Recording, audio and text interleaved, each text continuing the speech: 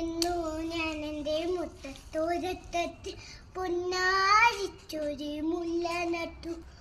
കണ്ണീർ തേവി നനച്ചു കിനാവിൻ്റെ പുന്തൂവൽ കൊണ്ടു പന്തലിട്ടു. മിണ്ടാതെ തീയക്കത്തൊരു കൗതുകം കൊണ്ട ഉള്ളിലൊന്ന് തൊട്ടു.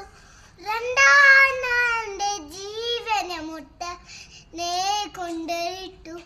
ഇരുട്ടിൻ്റെ കുട്ടിൽ കൊണ്ടയിട്ടു.